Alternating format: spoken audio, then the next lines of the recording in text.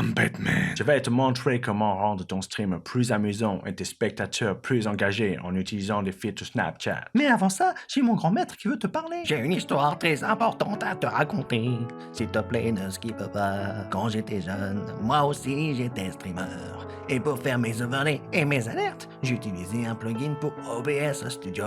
On Pro te permet en quelques secondes et quelques clics d'avoir accès à plus de 400 overlays et alertes. La plupart disponibles dans plus de 9 langues, dont le français.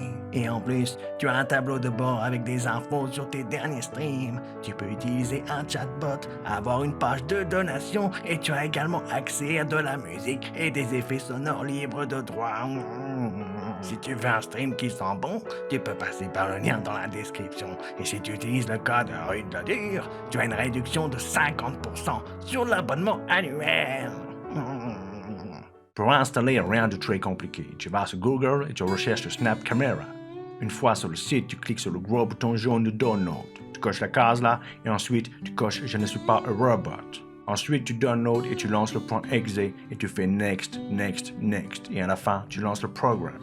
La première chose à faire, c'est d'aller dans les paramètres en haut à droite. Tu choisis bien évidemment ta webcam et ta résolution. Le micro, on s'en fout vu qu'on l'a déjà sur OBS. Tu peux lancer SnapCam au démarrage du PC si tu veux. Inverser l'image de la webcam. Cette option sert a priori à améliorer la qualité quand aucun filtre n'est activé. Le snapcode, on l'enlève. Je pense pas que tu as envie d'afficher ce truc sur ton stream.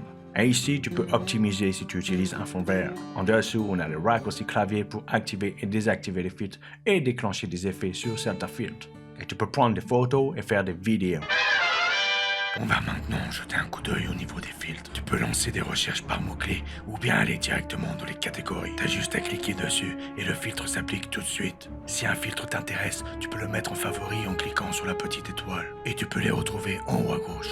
Sur certains filtres, tu as des effets. Si tu cliques sur l'image, tu vois que le chapeau disparaît. Tu peux le faire aussi avec un raccourci. D'ailleurs, tu peux utiliser des raccourcis différents pour tes filtres.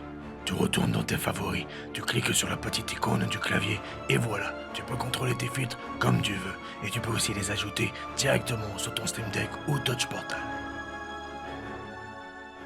Pour mettre ça sur OBS, c'est très simple. Tu ajoutes une source périphérique de capture vidéo, comme si tu ajoutais ta webcam, mais dans le menu déroulant, tu choisis Snap Camera. Et voilà, c'est fait. Comme tu as pu le voir, c'était très facile à mettre en place. Si ma vidéo t'a été utile et qu'elle t'a aidé, tu peux toi aussi me donner un petit coup de main en retour. Tu mets un petit like et tu peux même t'abonner, c'est gratuit. Et si jamais tu veux améliorer la qualité de ta webcam, tu devrais aller regarder cette vidéo.